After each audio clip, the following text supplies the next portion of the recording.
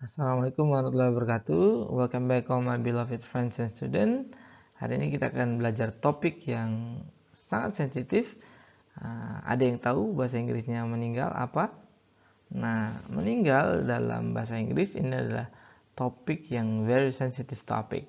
Maka tentu kita harus tahu beberapa cara variasi untuk menyatakan meninggal dalam bahasa Inggris agar kita tahu konteksnya, dan yang paling penting kita tidak salah ya menggunakan kata atau ekspresi dalam topik ini ya.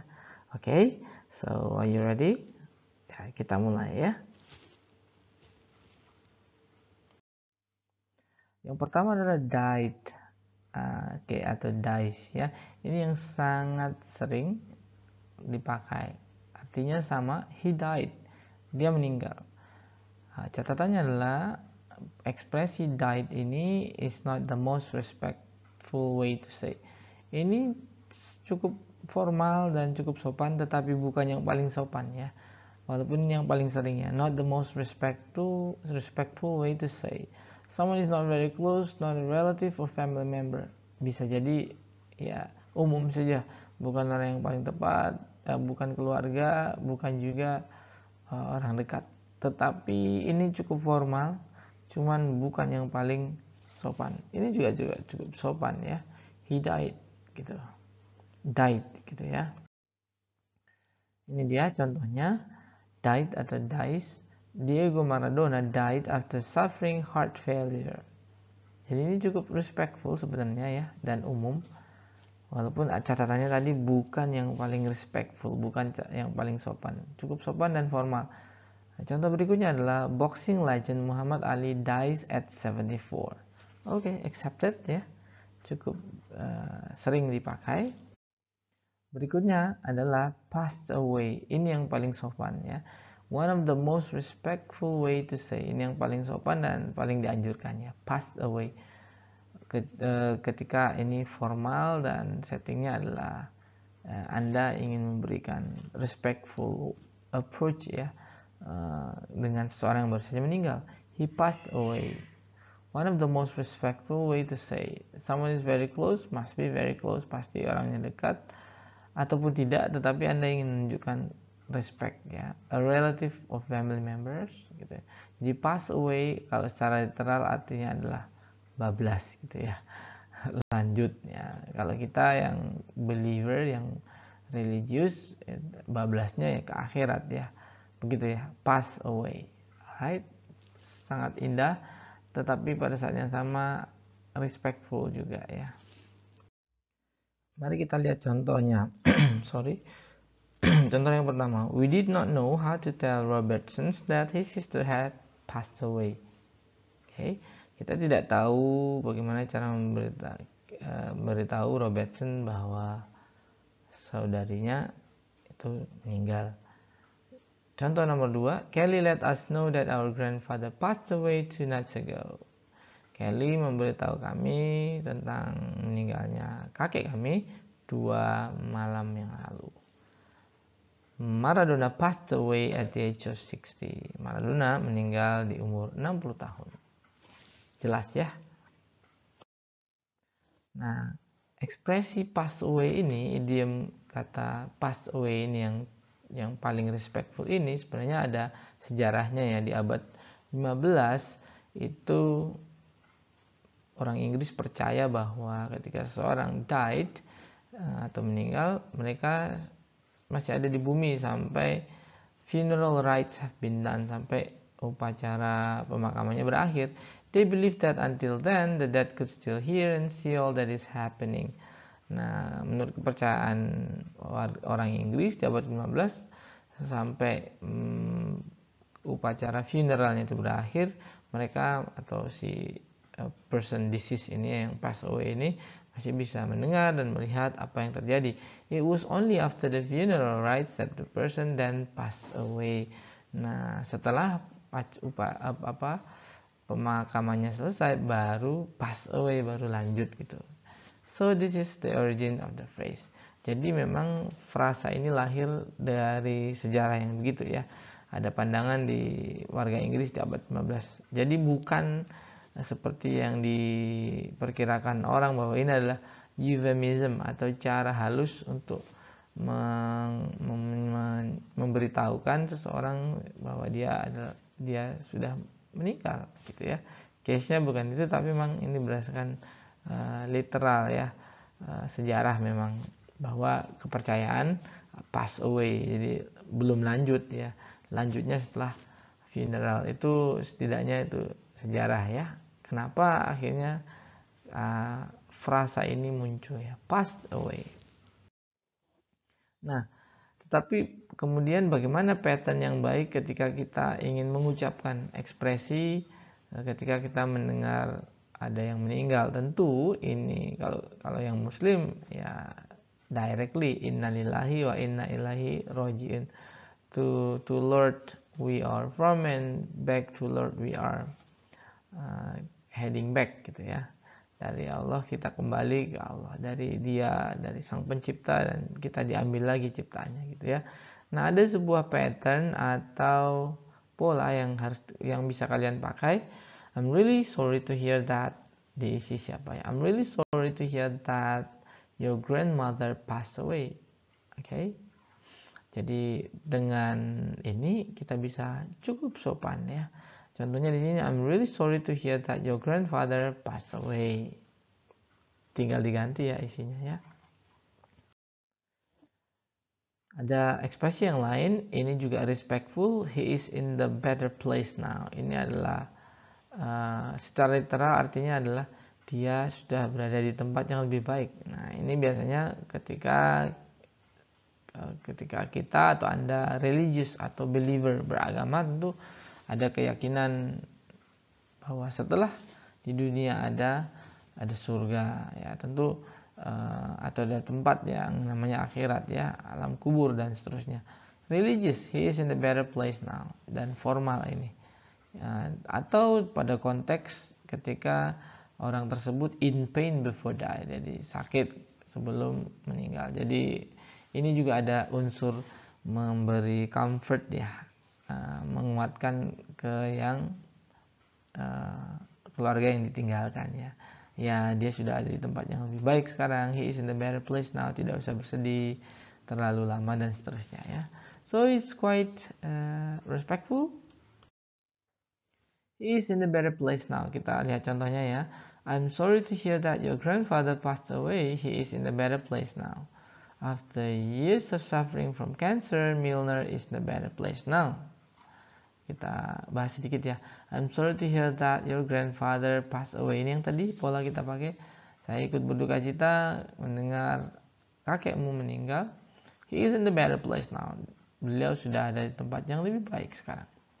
Nomor 2, after years of suffering from cancer, Milner is in a better place now. Setelah berjuang melawan kanker, Milner sekarang meninggal atau sudah ada di tempat yang lebih baik. Number 3, my grandmother has been suffering from this disease and she is in the better place now. Nenek saya sudah cukup lama menderita penyakit ini dan ya sudah meninggal, dan she is in the better place now. Ekspresi berikutnya adalah he lost his life. Ini biasa dipakai untuk seseorang yang meninggal dengan catatan usianya muda, young age ya. Sehingga ini cocok sekali dipakai ekspresi ini, he lost his life. It's really unfortunate that he lost his life at such a young age. Nah, ini contohnya ya. Sangat disayangkan dia meninggal di usia yang sangat muda. It's really unfortunate that he lost his life at such a young age. Contoh berikutnya, it's too bad that he lost his life to cancer before seeing his grandchild was born. Gitu ya. Jadi ada kesan ya masih muda ya. He lost his life. It's really unfortunate that he lost his life at such a young age. It's too bad that he lost his life to cancer before seeing his grandchild was born. Nah, ini contohnya ya. Oke. Saya kira jelas contohnya. Ekspresi berikutnya adalah he breathed his last. Secara literal artinya adalah dia mengembuskan nafas terakhir gitu ya. The person died recently. Tetapi ini cocok sekali, konteksnya dipakai ketika orang tersebut baru saja meninggal. The person died recently. My grandpa breathed his last at 7 p.m. last night. Gitu ya. Kakek saya meninggal jam 7 tadi malam. Gitu ya. Jadi ada kata kuncinya dari recently, baru aja. Jadi jaraknya belum jauh, ini cocok dipakai ya. Nah, kita rangkum dulu tadi formal and polite. Ekspresi tadi ada 5, itu semuanya adalah formal dan respectful. He died, he passed away, he is in the better place now, he lost his life, dan he breathed his last. Ya, ini semua dipakai, silakan dipakai di setting formal dan polite tentunya ya. Frasa berikutnya dengan arti yang sama adalah he is 6 feet under. Cukup lucu ini tapi bisa ditebak kenapa ya. He is 6 feet under. Kalau seseorang yang meninggal pasti dikubur, dan 6 feet itu adalah jaraknya ya ke bawah, ke dalam tanah itu. Kalau ya kurang lebih, kalau ukuran yang dipakai tidak meter ya yang lazim di sana. Kalau dalam bahasa Inggris selalu dipakai feet atau foot. Kalau satu foot itu kira-kira 30,48 cm, berarti kalau 6 feet itu kurang lebih 180 ya cm, kurang lebih 2 meter ke bawah. Jadi ini cukup bisa diterima, ekspresinya menggambarkan orang yang sudah meninggal itu pasti 6 feet under ya. Oke. Ekspresi berikutnya adalah he is pushing up daisies. Daisy itu adalah bunga daisy ya. Kalau yang sering tahu, bunga daisy ini apa hubungannya dengan meninggal? He is pushing up daisies, berarti orang yang meninggal itu dikubur sehingga pushing up gitu ya. Dia dorong secara literal ya bunga daisy-nya gitu ya. Tapi ini cukup halus, tapi bisa ditebak kenapa ini digunakan untuk menggantikan kata meninggal. He's pushing up daisies. Oke, jelas ya. He beat the dust. Ini saya juga tidak tahu kenapa di idiom ini lahir. He beat the dust. Jadi tapi kurang lebih korelasi yang jelas di sini adalah orang yang meninggal pasti dust ya, akan menjadi debu tanah gitu ya. Kurang lebih begitu, tapi ini artinya sama. He kicked the bucket. Ini menarik. Kick the bucket adalah menendang ember. Apa hubungannya dengan meninggal? Kenapa bahasa Inggrisnya he kicked the bucket? Dia meninggal. Sebenarnya ada sejarahnya, tapi banyak teori ya. Salah satu yang populer adalah ini berhubungan dengan ada di abad ke-15 ya. Di Inggris itu ada seseorang yang terkenal karena dia kemudian suicide gitu ya, meninggal dengan cara ya berdiri di atas ember, tapi dengan sudah ada loop di lehernya. Nah, dia tinggal menendang ember ini sehingga dia pass away gitu ya, kurang lebih. Ada banyak teori ya. Ada juga kalau di versi gereja bahwa ada holy bucket water itu ketika sudah dibawakan. Kalau di dalam ajaran Christianity di history itu ada bagaimana kalau sudah dibawakan air suci di ember berarti dia sudah terakhir ya, sudah meninggal gitu. Kira-kira begitulah ya. Silakan di browsing sendiri, tetapi intinya sama artinya. He kicked the bucket ya. Berikutnya ini cukup menarik. He bought the farm. Ya, saya coba googling dan mencari apa ini kok bisa sampai membeli peternakan gitu. Kenapa orang meninggal itu sama dengan ekspresi ini menggambarkan atau artinya sama dengan pass away. He bought the farm, he died gitu ya. He bought the farm. Dia membeli peternakan. Nah, sebenarnya sejarahnya teman-temannya, it comes from a 1950s era Air Force term meaning to crash or to be killed in action, and refers to the desire of many wartime pilots to stop flying, return home, buy a farm, and live peacefully ever after. Jadi ini kata kiasan karena ini di zaman 1950-an di mana uh, ada harapan gitu ya, para pilot perang ya, pilot tempur itu untuk pengen punya satu harapan saja, yaitu berhenti terbang, balik ke rumah, beli peternakan, dan hidup sederhana selamanya gitu. Nah, ini kiasan bagaimana orang yang meninggal peacefully ya, selesai gitu. Angan-angannya begitu ya. Nah, cukup rumit sejarahnya, tetapi ya nyambungnya di sana. He bought the farm ya. Dia meninggal gitu. Ini yang cukup ya misterius, kenapa croak ya. He croaked ya. He died. He passed away. He croaked. Croak itu aslinya adalah suara kata ya. People die are said to croak because the croaking sound they make on their deathbeds. Nah, ini literal ya, cukup beralasan.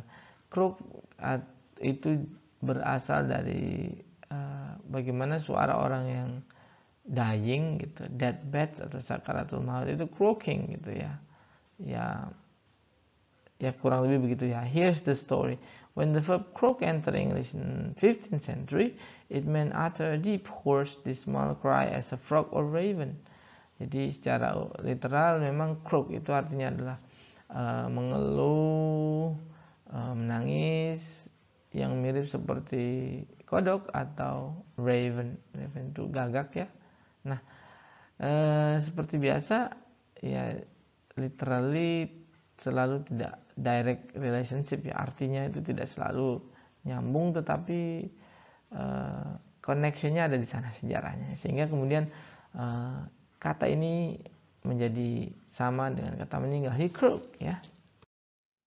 Oke, ada istilah yang sering muncul yang hubungannya dengan meninggal juga, he committed suicide, artinya ya bunuh diri, committed suicide ya, bukan kill self ya.